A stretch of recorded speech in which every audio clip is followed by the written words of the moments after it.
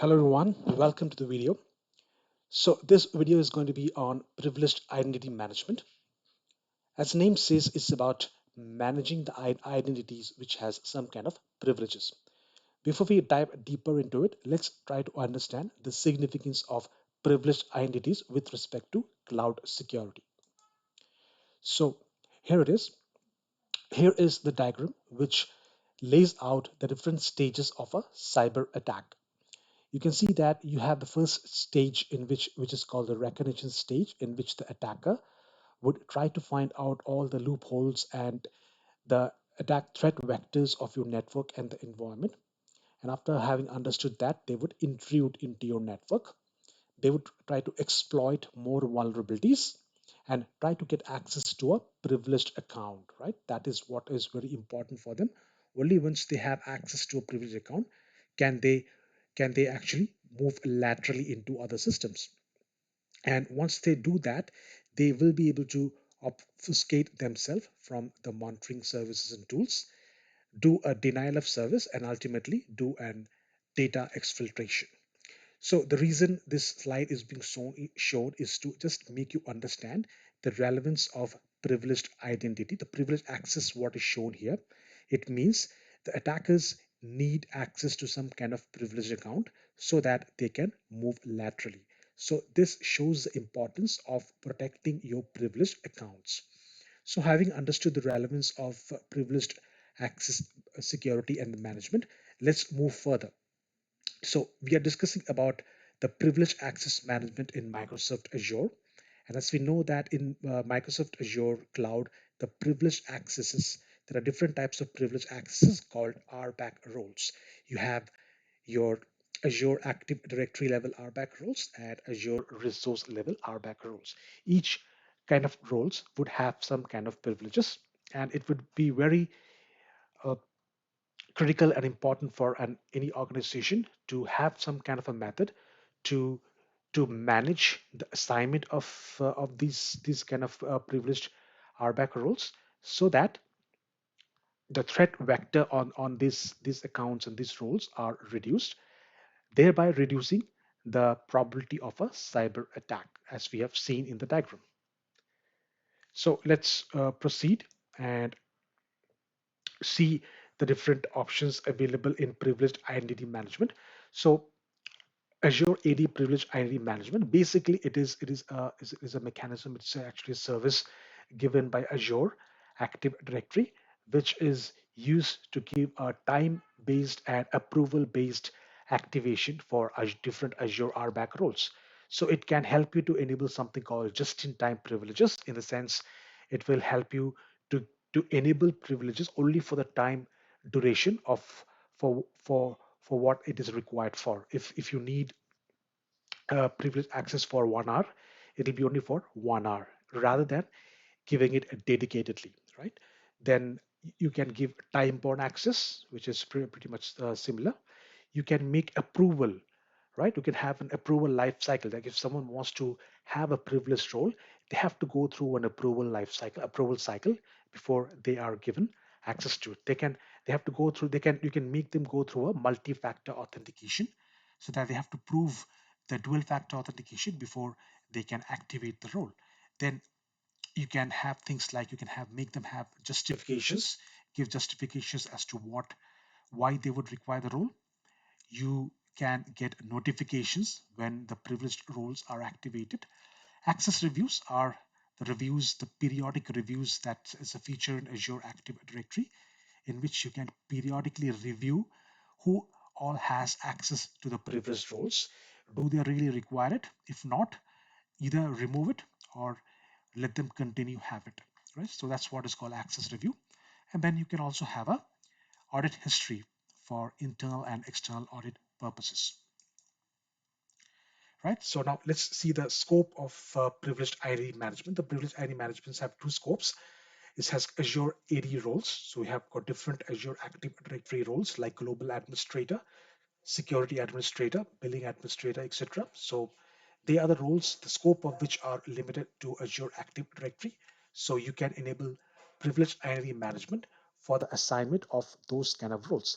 Then you have got yet another type of RBAC roles in Azure that is called Azure Resource Roles, which are at the either at the subscription level or the individual Azure resource level. So examples of that are owner, contributor, reader, etc., virtual machine contributor. So if you want to control the assignment of the Azure resource level role, that can also be controlled using privileged identity management. Few things about PIM onboarding. If you want to get onboarded to privileged identity management, you would need to be the first user who onboards into PIM. There has to be a global administrator, and then the first user who activates the PIM, that user automatically becomes a privileged role administrator. Okay, and there are some requirements to enable privileged identity management. Let me show you the requirements. The requirements of privileged identity management are: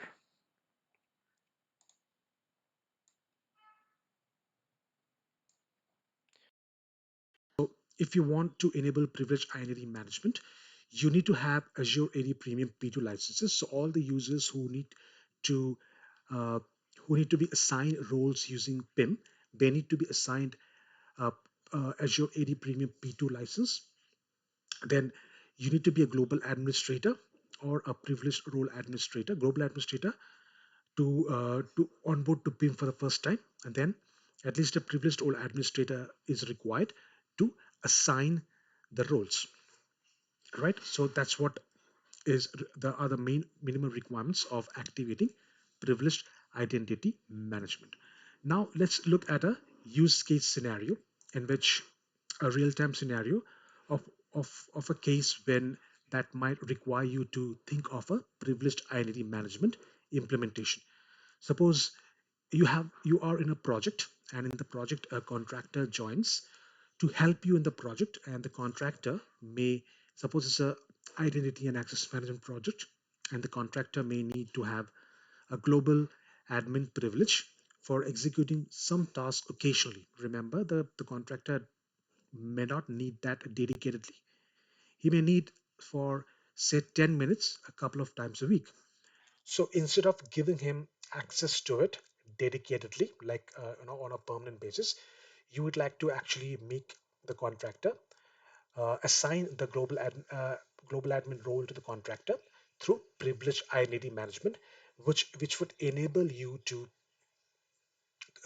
introduce something called approval lifecycle, as well as a just-in-time access to the contractor, so that he would only be given the access only for the duration of time he requires, and he would have to go through an approval cycle. And additionally, you can configure something called a multi-factor authentication. Right, so that's a real-time use case scenario. So now let me give you a demo on how this can be enabled. Right, I'm just going to bring my Azure subscription. This is my Azure AD, Azure subscription. And now let's go and check the privileged identity management. I'll go to Azure Active Directory.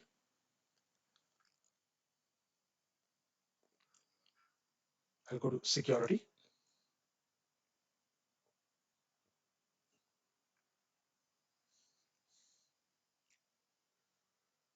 Or I just type privileged identity on the top, and I just click on that, and I'll land on the privileged identity management console, right? So now so I am logged in. Let's verify the requirements. So I need to be a global administrator. So let's see if this user is a global admin or not. So this is the user, AZ104 Cloud Experts, and AZ104 Cloud Experts. Yes. So this is the, let's go and verify the role of that user. And this user is already a global administrator. Fine. Okay. Now let's go and suppose the requirement is we have a different user, and maybe that user is a, this is one of the user, AZ Cloud user one, and this user isn't having any kind of privileges at the moment. Now suppose this user wants to request for global administrator, okay, and global administrator role, and we would like to enable that through PIM. So The first thing that we need to do is to ensure that the user has got a Azure AD Premium P2 license. So let's check that. This user, if I go to the licenses section, I can see that EMS E5 is already enabled, in which there is a component of Azure AD Premium P2, right? That's fine. So that requirement is met. Then if we want to enable PIM for this user, we say that we have to make him eligible. So there are two types of RBAC assignments in Azure. One is called eligible assignments, other one is called active assignments. So what I mean is, if you go to any role, so if you want to assign any role to this user, if you there are two types of assignments, active and eligible. So if you make it active, that will be kind of a dedicated access that is not controlled using privileged identity management. But if you want to control the role using PIM, privileged identity management, you make him eligible. So what do you mean by eligible? Eligible is eligible to request for the role. That is what is meant as eligible. So we would like to make this user eligible to request for global administrator role. So let's make him eligible. So we'll go to add assignments, right? And the role that we would like to give him is, say, global administrator. The member is already selected, and we would like to make him as eligible. So if you give him active, it'll be like a permanent direct assignment. So we are giving him, making him eligible. And do you want to make him permanently eligible, or is it only for, say, if the contract is going to be there for 2 to 3 months, you just want to give him, make him eligible only for that duration of time, right? So I'm just taking as permanently eligible at this as of now, and I'm just going ahead and assigning it. So we have met the two conditions. We have first of all ensured that Azure AD Premium P2 is there, and then we have made the user as eligible to request for PIM, right? So you can see that under eligible assignments, the global administrator role is visible, but it's not showing under active assignments. That means he's not actively having the assignments. He's just eligible to request for it, right? So that's what is about. That's how you make a user eligible. Now let's go back to the privileged identity management portal. Okay, and then we have seen that already. Let's go and let's configure. Let's go to the Azure, the global administrator role once. Let's search for global administrator, right? In which we can see that yes, under eligible assignments, the user that we have assigned is there, right? And we can see the active assignments are the users who are directly as permanently assigned to it. They need not go through a PIM cycle. So under eligible assignments, this is the users is being seen. And now let's control the role settings. In a sense, let's control the settings that need to be there while the user tries to activate or request for the role. So if you just go to role settings, you can see that there is an edit option, and under edit option you can choose the maximum duration of time that you want to make this role available for.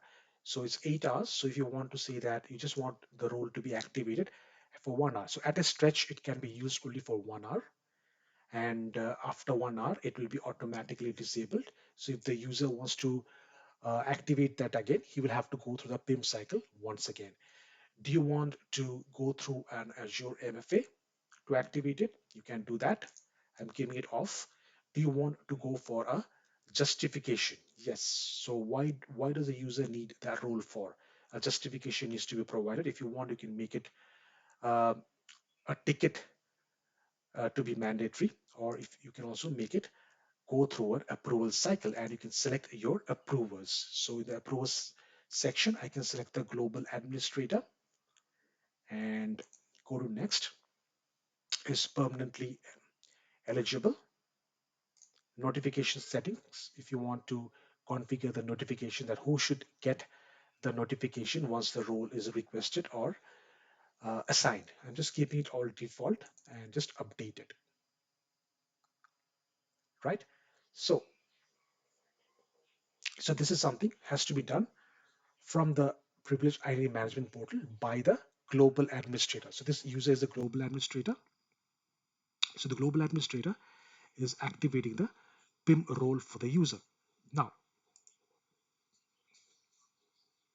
so the PIM role is activated and also the role settings are also activated. Now let's see what happens when, how's the user experience like when the user whom we have activated, once the user wants to activate the role.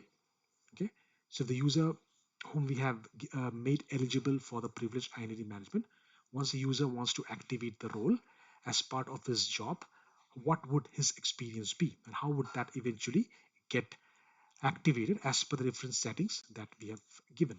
So you can see that this is the user whom we have assigned, whom we have made eligible. So I have a different login as that user. Let me bring it up.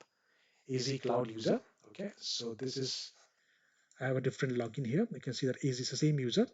I'm logged in as AZ Cloud user 1, the user who has been assigned the PIM role now. Now I would go, let's see how what would be his experience. He would need to go to the Azure Active Directory and he would need to request for privileged identity management. So he would have to again go to the privileged identity management console, and under there, if he goes to the my role section, you'll see that under eligible assignments, he has a global administrator because the global administrator has made him eligible to request for this role. So as a result, global administrator role is seen. And now if you want to get it activated, he would just need to go and activate. And as per the settings, it would ask him to see the one we have only done that for maximum 1 hour. And it is also asking him to enter a justification. So he will have to enter a justification. Maybe I'll just put something.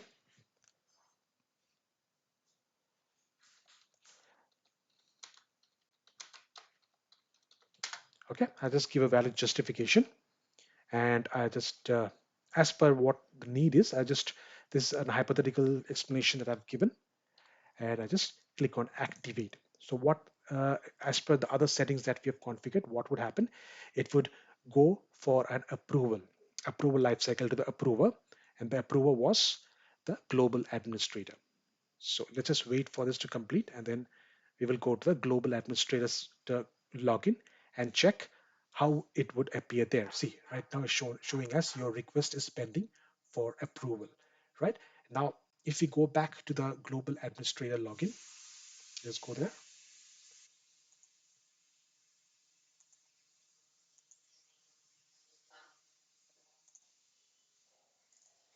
Right. So this is the global administrator again, and I just go to the previous app identity management console. Here it is. And so the requester has got it under my roles. It He requested for it, and now it came for the approval to the global administrator.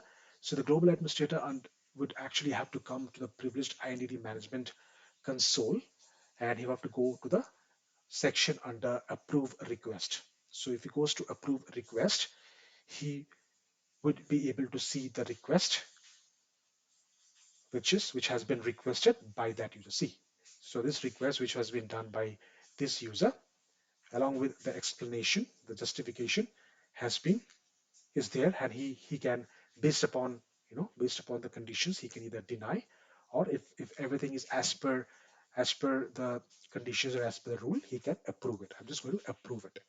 You can see that approved, done. Right, so the global administrator has approved the request. Now let's go back to the user, right? And if you just go and refresh it, you will see that it is, he is there as eligible as well as it is there as active assignments. And active assignment would be there for 1 hour, right? From the start time, see, for 1 hour it will be active. So as soon as the global administrator approved the request, the user got the RBAC role assigned, and that will be only for that duration of time. for which it has been activated as per the role setting. So now you can see that how how convenient and how the kind of control that we can bring while dealing with the different RBAC roles in Azure.